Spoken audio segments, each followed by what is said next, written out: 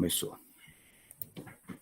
Como o Meet está já dando um limite para nós de gravação de aula, vai impedir de gravação, então a gente está tendo que recorrer a um outro processo. Mas vamos lá. Aula gravada, 13/1, 13 de janeiro. Ainda não pude falar com vocês esse ano, né? Então, inicialmente, tenho aí um 2022 cheio de coisas boas para vocês. Feliz 2022. Que vocês consigam superar, deixa eu achar aqui, superar todas as dificuldades e no final a gente ter um ano bem. Tá bom? Então, o que eu quero fazer hoje com vocês? Eu quero, praticamente, pelo calendário aqui, até a Silvana até já colocou aqui no site, quem já entrou, ela deixou compartilhar com vocês, fica mais fácil a gente ir conversando aqui. Tá. Vamos lá. Então, já estou compartilhando com vocês aí. Suzana está aqui. Suzana é minha colega de formação. Suzana, quer dar uma palavrinha para os meninos, Suzana? Oi, pessoal, bom dia. Meu nome é Suzana. Vou acompanhar vocês aí nos próximos dias, meses. Pois é. Eu sou estudante de letras, professora em formação, e eu vou acompanhar vocês e o professor aí no processo de ensino-aprendizagem. Bacana, bacana. Bem-vinda, Suzana. Ah, turma aqui, segundo ano. Ó, a Silvana já colocou aqui para vocês uma chamadinha aqui, ó, viu? Um flyerzinho aqui. Contagem regressiva em informática. Quem está aí com acesso ao NEAD já pode conferir. Então, teve recesso, 22. 3/1, retorno remoto. 17/21/1, avaliação do quarto bimestre. Então, anotem aí, semana que vem será aberta a avaliação do quarto bimestre de vocês. Hoje eu já começo a avaliar com um grupo os projetos de vocês. Eu estou numa banca às 16 horas, então já vou avaliar aí um projeto de vocês aí, tá? Esse projeto que vocês vão submeter, caprichem, tá? Para que a gente, de fato, tenha boas propostas de trabalho aí ao longo de 2022. Mas aí é importante dizer que, além do projeto, vocês têm essa prova, e nós temos 3 pontos. Agora, não sei se são 3 ou se são 2, Isabela. Você sabe se são 3 ou se são 2, Isabela? De atividades? Aonde? De atividades. Acho que são 3, se eu não me engano. Mas eu não tenho certeza, não. Tá, eu pergunto daqui a pouco para a Silvana, tá? Porque, então, tem uma proposta de atividade. Ou são 2 ou são 3 pontos. Eu acho que com vocês nós já colocamos, deixa eu ver, quarto bimestre, tá? Ainda não temos atividade para esse bimestre, não. Vamos colocar uma redação para vocês fazerem. Então, essa é a proposta. No dia 12/2, terminaremos o quarto bimestre. Então, depois da prova de vocês, na semana agora, tá? Aí teremos uns 2 encontros para a gente começar a trabalhar essa parte de quem teve problema, dificuldade e a redação de vocês. Dia 13 e 14, a recuperação final de vocês. Então, quem ficou com menos de 6 pontos precisaria fazer uma recuperação final. E dia 18/12, o resultado final. Aí temos o mês de março de férias e voltaremos somente em abril. E vocês farão o PAS no dia 30, né? Para vocês, dia 30 de janeiro, prova de vocês do PAS, né? Acho que na verdade é dia 13 de fevereiro, professor. Verdade. Dia 30 é o terceiro ano. Tá. Então, a gente tem um tempinho para trabalhar bem a redação de vocês aí nesse período.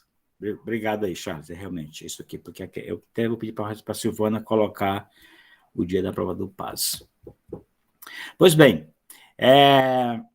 O que acontece? Nessa prova, a gente fez uma cobrança para vocês, uma cobrança bem genérica, basicamente com um resumão, um grande resumão do que é previsto na BNCC, ou seja, a BNCC é a Base Nacional Comum Curricular. É a base que diz, olha, o aluno de segundo ano ele tem que ver tais e tais componentes. Então, a gente tem toda uma preocupação com o trabalho de vocês. Tá? Eu não sei se a Samantha colocou aqui o plano de ensino. Deixa eu ver onde é que ela colocou aqui para vocês o plano de ensino. Geralmente, no primeiro bimestre, ela colocaria o plano de ensino. Deixa eu ver se ela colocou aqui para a gente dar só uma... Samantinha está no doutorado dela. Daqui a pouquinho está voltando. Deixa eu me ver. Não colocou aqui, não. Não sei onde está o plano de ensino que ela colocou. Mas, basicamente, eu vou falar para vocês aqui, eu quero que vocês anotem alguns pontos que eu vou conversar com vocês, coisa rápida, uns 15 minutos, sobre alguns pontos que vocês precisarão se debruçar para essa provinha da semana que vem. Então, você sabe que em língua portuguesa nós temos 3 grandes áreas. Então, a gente sempre divide o estudo da língua portuguesa em 3 grandes frentes. Tá? Antigamente, era comum a gente ter nas escolas professores especializados nessas 3 frentes. Então, você tinha um professor só de gramática, professor só de literatura e professor só de redação. Não sei se vocês viram isso no ensino, na vida de vocês, no ensino fundamental. Às vezes tinha, e no médio mais especificamente. Eu me lembro quando eu comecei a dar aula, eu comecei só dando aula de literatura. Eu passei uns 2 anos só com turmas de literatura. Depois eu peguei turmas só de gramática. Fiquei uns 2 anos só dando aula só de gramática. E depois fiquei 1 ano dando aula só de redação. Aí, no finalzinho, que eu estava saindo das escolas particulares, aí eu pegava as 3 frentes. Mas por que isso? Porque, na verdade, como o conteúdo de português é muito grande, e às vezes não é que ele é repetitivo, mas ele tem uma dosagem que a gente tem que ir calibrando. Então, por exemplo, coisas que vocês veem no ensino médio, você já viu lá no ensino fundamental. Só que agora a gente trabalha com uma ideia de um certo aprofundamento. Então, quando a gente trabalha, por exemplo, vocês viram lá atrás as classes gramaticais, identificaram um substantivo, um adjetivo, um numeral, um pronome, um artigo, um verbo, um advérbio. Aliás, só são 10 classes gramaticais. Vocês se lembram dessas 10? Se eu cobrar uma questão sobre as classes gramaticais, vocês lembram das 10? Lembram? Tá, então, para vocês decorarem rapidinho, é simples. Ó, mãozinha esquerda. Aqui eu já vou colocar 5 classes, porque essas 5 classes vão girar em torno de uma única classe, que é o substantivo.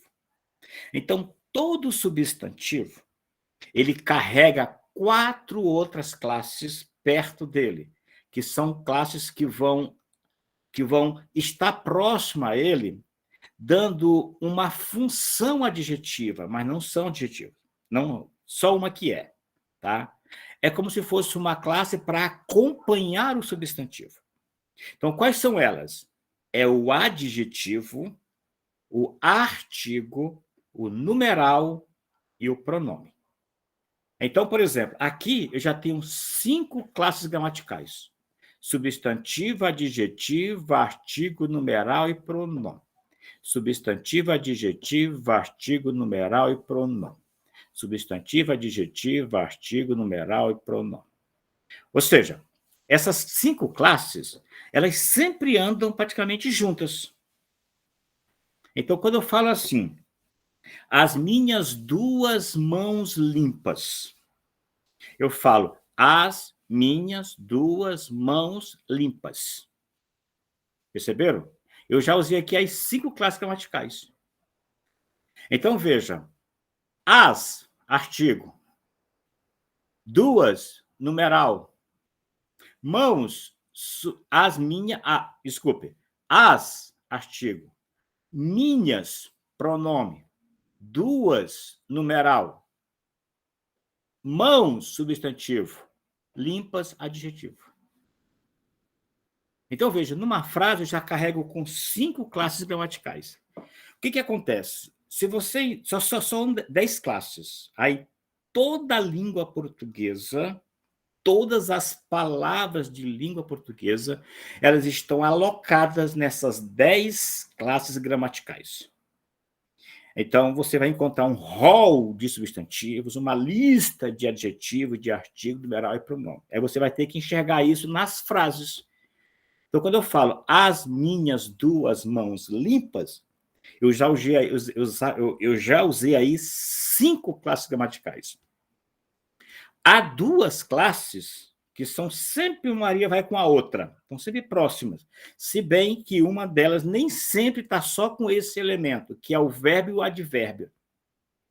Então, o verbo é o elemento fundamental para construir uma sentença, uma oração. Então, quando a gente vai escrever, a nossa base primeira é o verbo. Por isso que a gente às vezes diz, olha, se você quer escrever bem, mira no verbo. Primeiro porque o verbo é quem vai fazer o norte entre toda a sentença. Ele é o ponto de partida. É em torno dele que eu vou girar as outras frases.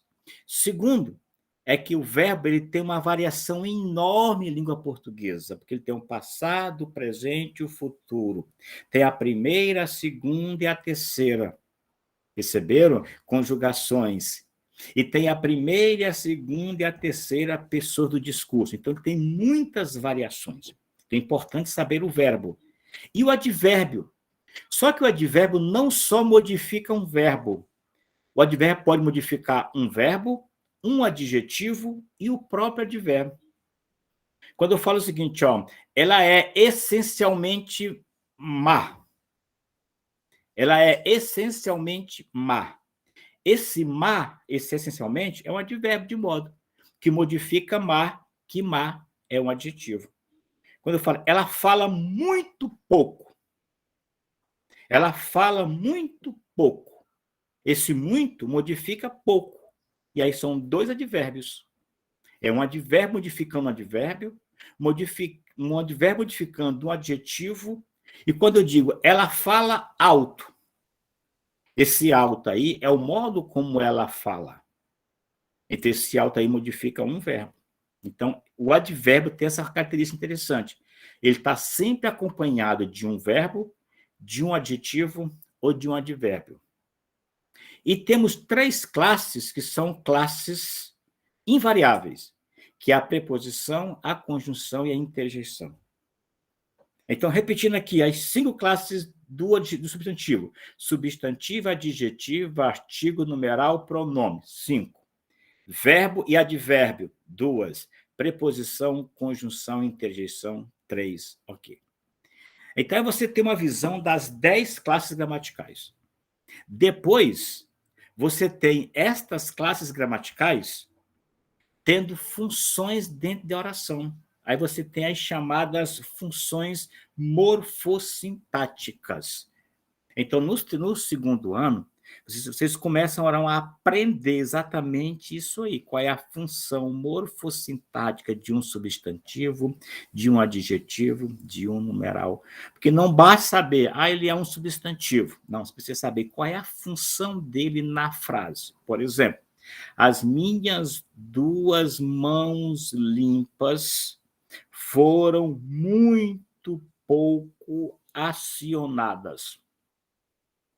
Então, por exemplo, qual é o meu ponto de partida? É o verbo, foram. Então, o verbo foram aí é o ponto de partida. Então, ali eu vou dizer, esse verbo fala de quem? Então, quando eu pergunto, verbo, de quem você fala, ele me remete para um sujeito, que no caso é tudo isso aqui, ó, as minhas duas mãos limpas. Aí ele fala, o que você fala do sujeito? E aí o que o verbo fala do sujeito é o que nós chamamos de predicado. Então, veja, essas funções são importantes, então você tem que saber isso. E na hora de escrever, mais ainda, porque você vai ter que escrever e vai ter que dominar essa estrutura, tá? Essa estrutura de frase, na construção de sentenças. Então, a gramática do segundo ano é uma gramática que ela retoma as funções morfossintáticas. Você saber o que é um sujeito, um predicado, um objeto direto, um complemento nominal, isso eu vou cobrar na prova de vocês. Tá? Então, preste atenção, dá uma revisada aí no seu livro, pega o seu livro aí, o livro 2, é com base nele que eu montei a provinha. E ele tem esse conteúdo esse conteúdo, tá? Ainda falta alguma coisa, mas ele tem parte desse conteúdo, então você deve analisar. Pois bem, uma vez conhecendo a gramática, que é uma parte que a gente pouco trabalhou nesse curso, pelo menos eu comento com vocês, já comecei com vocês no sexto semestre, no finalzinho.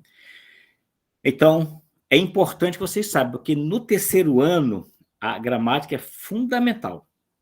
Então, se preparem para um terceiro ano com a gramática. Se for comigo, pode se preparar que vai ter muita gramática no terceiro ano. Na literatura, nós temos todo o século XIX. Então, vocês vão pegar exatamente um período da literatura muito fértil no Brasil, que é todo o século XIX, que começa com o romantismo em 1836, quando começa o romantismo, tá? Com a primeira obra romântica, certo? Que você vai ter nesse período. O primeiro romance chama-se A Moreninha. A Moreninha é o primeiro romance brasileiro, mas o Gonçalves ele começa a trabalhar a literatura em 36, mas o primeiro romance só chega em 1844. Então, você tem o romantismo, depois você tem a geração do realismo, com Machado de Assis, você tem o naturalismo, o parnasianismo e o simbolismo. Aí vocês fecham todo o período do século XIX. É a literatura de vocês. Então, e aí vocês têm uma série de situações, porque a literatura vai dialogando com o contexto histórico dessa época. Então, tentem dar esse giro. O romantismo é aquela literatura voltada para o sentimentalismo, para a busca da natureza, para as fugas. Tá? Aquela literatura em que as pessoas, poetas, eram muito romantizados, melancólicos, você vai encontrar isso. Mas também você vai ter outras vertentes no romantismo, como as defesas da liberdade, por exemplo, de Castro Álvares Cabral. Tá? Você vai ter uma geração nacionalista, tá? Que vai trabalhar muito a ideia do ufanismo. O ufanismo é quando você exagera no certo nacionalismo, você às vezes só defende a sua terra, então você é meio ufânico, você só vê valor na sua terra. Depois você tem a geração de Machado de Assis, que é uma geração mais realista, mais crítica, em que ele vai fazer uma abordagem mais ou menos da sociedade brasileira, fazer uma análise, ele vai apontar os defeitos, as fragilidades dessa sociedade, os pontos como eles estão, portanto, defendendo. E aí você vê as hipocrisias, vê os adultérios, você vê aí as críticas sociais fortíssimas. Depois você vai ter, caminhando com o realismo, você tem o naturalismo, que é uma geração que se volta para o homem mais biológico, eles querem conhecer o homem como um ser biológico. Aí você vai encontrar nos textos do Cortiço, do Mulato, A Carne, de Júlio Ribeiro, um romance que foi até proibido à época, tá? Que são romances que tratam o ser humano como um ser animal, um ser animalesco. Então, a gente age muito pelo instinto. Depois você vai ter o parnasianismo, até o Tales deu para vocês uma aula sobre parnasianismo. Nesse parnasianismo vocês vão ter uma visão mais artística da literatura. Então vocês vão encontrar pessoas que estão, de fato, preocupadas com a arte. Então existe ali a preocupação com a arte pela arte. E depois, para finalizar, vocês têm o simbolismo. O simbolismo é uma geração mais mundo na lua. São os poetas que estão mais preocupados com a visão etérea. Ó, alvas, nuvens brancas, claras, alvas, neves. Então, eles são pessoas que estão sempre se voltando para o mundo dos sonhos, o mundo oníricos, o mundo do sofrimento, inclusive, e da libertação da alma, porque eles estão em busca de libertar a alma para deixar o seu corpo praticamente perecer. É uma geração de Castro Alves, inclusive um poeta negro esplêndido, não valorizado no Brasil, e é o único poeta brasileiro que figura entre os 3 melhores do mundo, o Castro Alves. Tá? E aí vocês têm a literatura, a redação. A redação agora ela é um trabalho voltado para alguns gêneros, e aí vocês fiquem atentos, porque o PAS ele não foca apenas em um gênero textual, ele pode trabalhar qualquer. Então, vocês podem, por exemplo, ter que escrever uma redação com base na tipologia textual. Pode ser uma narração, uma descrição, uma dissertação. Pode ser. Tá? Geralmente, quando ele trabalha nesse viés, narração, descrição ou dissertação, você tem que seguir os elementos. Não sei se você tiver aula com a Samantha sobre isso aí. Mas, geralmente, a narração é uma história que você vai contar. Às vezes, você vai inventar uma história. Só que essa história tem que ter fato, tem que ter personagem, tem que ter cenário, tem que ter tempo. Tá? Geralmente, ele não cobra, a não ser que ele cobre de você, tá? Uma espécie de memorial, o que é comum. Às vezes vocês... Então, por exemplo, algumas universidades fora do Brasil, quando vão fazer a avaliação de alunos que fazem intercâmbio, eles pedem o memorial do aluno. É uma história, só que não é só contar a história, é contar e refletir sobre a sua história. Se for uma descrição, ele vai te dar um objeto, para você, a partir do seu olhar, você descrever esse objeto. Então, fique atento que, às vezes, ele pede para você descrever um objeto. Ele já pediu, por exemplo, para descrever um pingo de chuva. Já teve uma prova no PAS em que eles pediram para o aluno descrever um pingo de chuva. O que você vai dizer sobre isso? Tá? Então, fique atento. Tá? Às vezes, uma fotografia. Então, é uma possibilidade. E, por fim, uma dissertação, em que você vai defender uma ideia. Geralmente, na defesa da ideia, você vai partir de uma tese, de um ponto de vista seu. Por exemplo, se o tema for sobre o alagamento, a tragédia de Capitólio, se esse for o tema, as tragédias naturais, o que você tem a dizer sobre isso? O que você fala sobre isso? Então, você tem que começar a ter uma opinião sobre isso. E não só uma opinião de uma fonte só, você tem um giro de fonte. Então, pode ser que eles peçam de vocês uma dissertação. E aí você vai ter que argumentar. Mas também ele pode trabalhar outros gêneros. Por exemplo, eles podem pedir para você escrever uma biografia. Pode pedir a você para escrever um artigo de opinião. Tá? Ele pode pedir a você para você escrever alguma coisa ligada a entrevistas, tá? Fazer uma carta, já aconteceu isso. Tá? Então, o PAS ele é muito imprevisível. Mas para eu treinar em vocês a escrita, eu vou lançar, estou terminando ainda o trabalho hoje, eu vou lançar, talvez amanhã, eu vou lançar uma proposta de redação, e aí vocês vão ter... Eu vou até lançar, talvez, dentro da semana da prova, vocês não se preocupem com a redação. Vocês podem até fazer, mas eu vou dar um tempo maior para vocês fazerem essa redação com base na estrutura do PAS. Aí eu vou montar aqui uma estratégia e vai ser a tarefa de vocês desse bimestre, tá? Então, vocês terão a prova, terão o projeto que vocês vão defender hoje e terão também essa redação. Então, eu vou lançar essa redação amanhã, aí eu posto uma mensagem para vocês, estou só terminando aqui, que eu estou querendo só, estou tentando ver os temas, para eu tentar achar um tema que tem boa pegada para vocês, de repente, quem sabe, vocês fazerem uma boa redação. Então, esse nosso encontro de hoje é para esse giro, tá? Eu sei que eu daria um curso presencialmente com outra dinâmica, mas só para vocês terem um giro, mas se Deus quiser, a gente vai ter momento para voltar e vamos reconstruir a nossa história.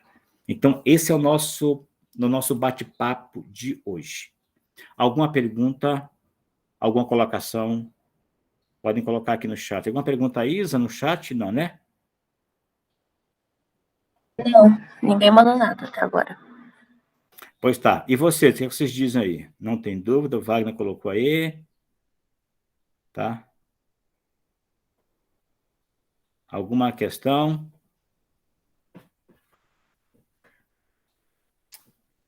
Alguma pergunta? Entenderam o que eu quis colocar? Dá aquele ok aqui para mim no chat aqui. Dá aquele ok. Entenderam o que eu quis dizer? Eros falou. Quem mais? Nós somos 9. Isabela falou. Nós somos 9. Charles falou, ok. Tá? Cadê os outros? Cadê os outros? Nós somos 9. Luiz Felipe falou, ok. Cadê os outros? Suzana disse ok. Wagner, Eros, Isabela, Charles, Luiz Felipe, Suzana. Tá? Então, ok, Alice. Então, tá bem. Pessoal, eu vou liberar vocês agora porque eu preciso fechar a nota do aluno terceiro ano, passar para isso aqui. Caso não tenha alguma dúvida, Arthur, ok. Aí eu vou postar uma mensagem quando eu abrir a tarefinha lá, mas vai ser uma redação.